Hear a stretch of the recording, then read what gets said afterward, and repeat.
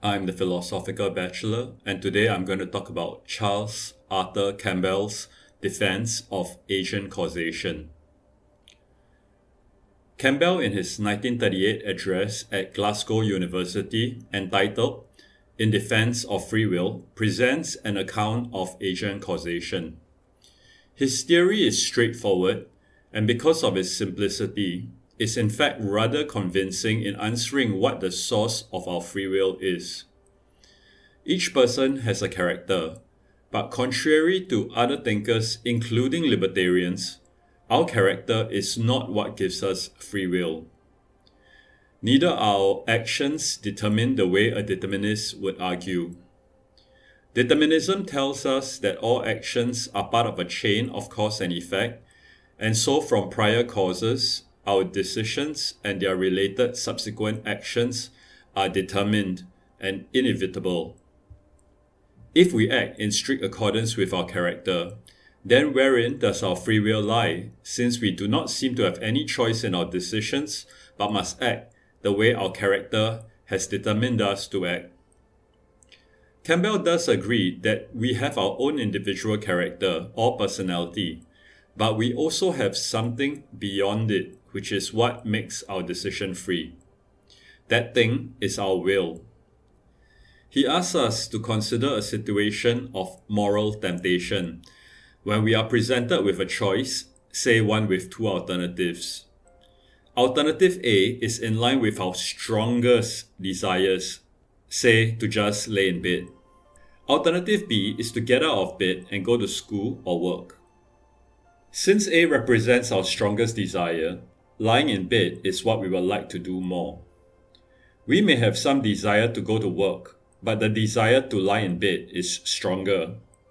If we did not have to, for instance, make money or fear being dismissed from our jobs or expelled from school, it is what we would rather do. A is the path or line of least resistance, while B, to get out of bed in order to go to our jobs or school, is what we think we ought to do out of a sense of duty or responsibility, making it the moral choice. To choose B will be the harder choice to make, not the choice we will make if there was no other consideration. Hence, when we choose to do B, we need to exert an effort of will in order to get ourselves to do what does not come most naturally to us. An effort of will is required to cause us to diverge from the line of least resistance, to essentially do what is more difficult for us to do. If our character most desires a particular alternative, keeping all else equal, that alternative will be the line of least resistance. So if, say, the character of Danny is to be lazy, then lying in bed is his line of least resistance. If his character is a hardworking one, then going to work will be what his character is telling him to do, making going to work the line of least resistance. To do what is other than this line of least resistance requires an effort. So if Danny's character is lazy, then to stay in bed is his line of least resistance. If nothing else compels him to do otherwise, his default action will be to remain in bed. If his character is hardworking, then getting out of bed to go to work will be his line of least resistance, making going to work his default act.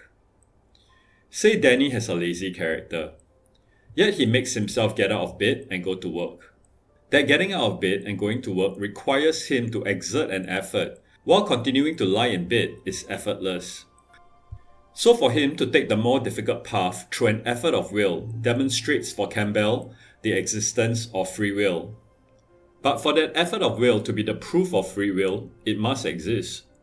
How do we know that such an effort of will exists? We know it because we feel it, experiencing it within ourselves. Ask yourself if you had not encountered numerous situations where what you want to do and what you should do are at odds with one another. I'm craving a piece of cake, but I know I should refrain because of my health.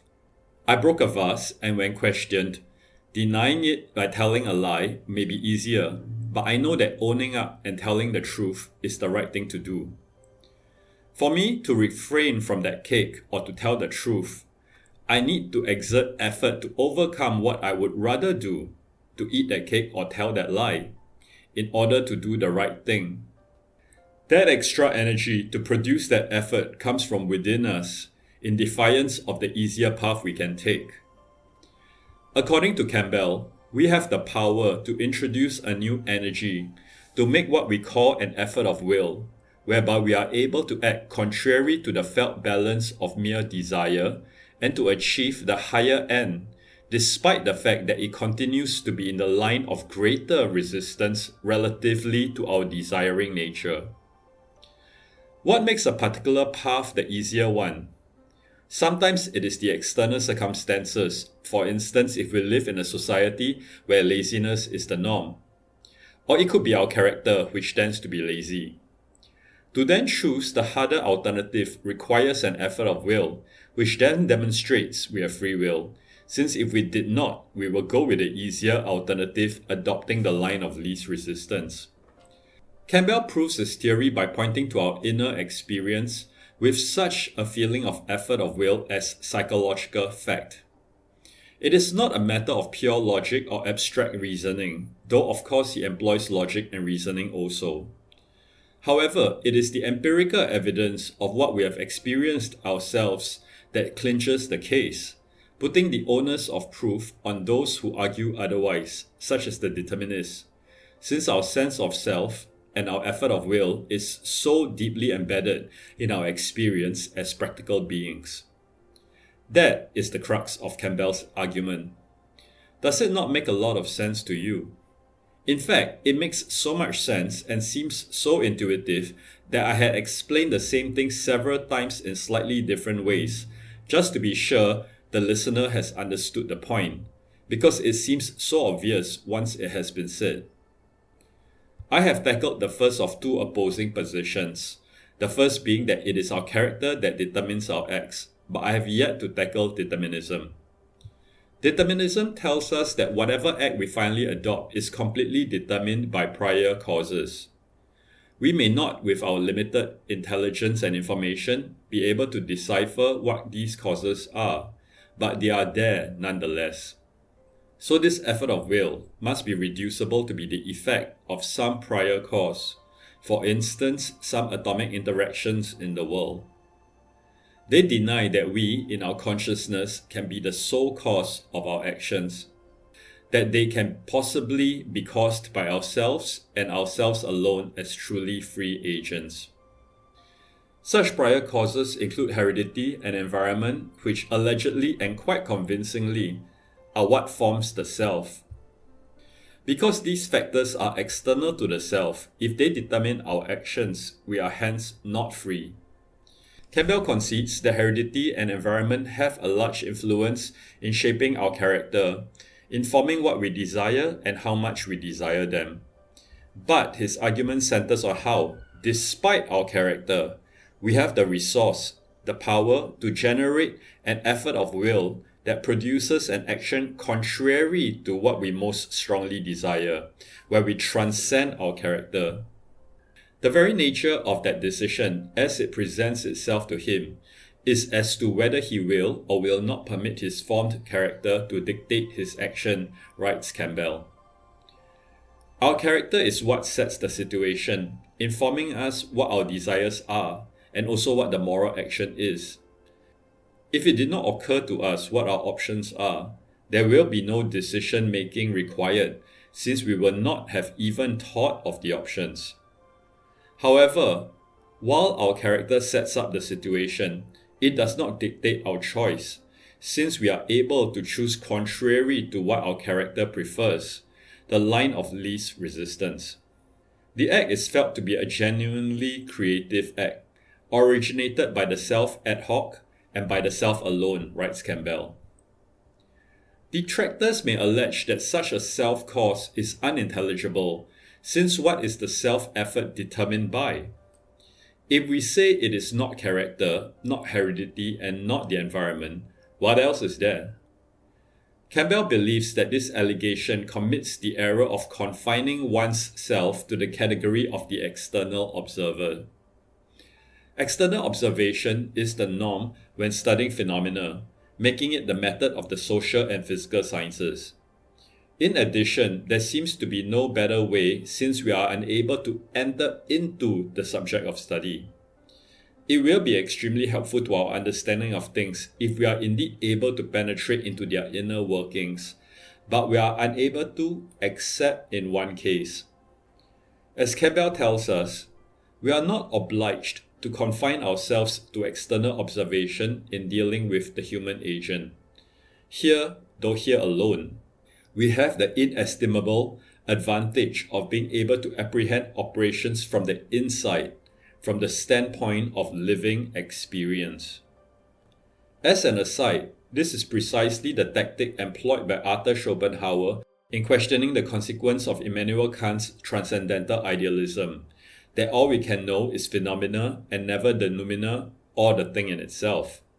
Schopenhauer, like Campbell, posits that there is one thing we can know as a thing in itself, and that is ourselves. We have a privileged access to ourselves. The reason why self-causation seems unintelligible to the determinists is because they insist that any cause must be externally observable or reducible to material causal explanations. If that is not so, then the theory should be forsaken. Campbell replies, such critics apparently fail to see that if the libertarian could say why, he would already have given up his theory. The point of agent causation theory is that the agent is the sole cause, with no other or further cause, and this sole cause of agency is not reducible to material causes or external ones, such as heredity or environment. By demanding that intelligibility means external observation or reducibility is to be dogmatic and prejudice the whole issue in favor of determinism, explains Campbell. Instead, what they can legitimately ask for is that by intelligibility, that our actions have meaning, which is what libertarians posit. We make our choices on the basis of the meaning they have for us. Determinism implies that there can be no genuinely creative acts. For what is a creative act if not an act not determined by anything except its agent, the creator of that act alone? But how can such an act be known except from the inside, from the standpoint of the agent's living experience? The reason why I have dealt at length with the problem of free will is as Campbell writes, mighty issues turn directly on the solution to the free will problem. We need to resolve the metaphysics of free will in order to then deal with ethical issues such as moral responsibility and how we live our lives. If there is no free will, there seems to be no point in talking about ethics since there is no ethical choice given that all is determined. That, however, is not an argument for free will but instead a consequence, as bizarre and at odds with how we have organized society as it may be. However, if our best reasoning convinces us that we indeed do not have free will, then it seems the way we have organized society is in serious need for reform. But that is not the case here, as Campbell argues. We have the evidence of our inner experience that we are able to exert effort to transcend our character, even if we concede that our character is not self-determined, but determined by external factors. If we consider, as Robert Kane does, that our character is, in addition to external factors, also self-formed by self-forming willings, the case for libertarian free will is further strengthened. Thank you for listening to the Philosophical Bachelor.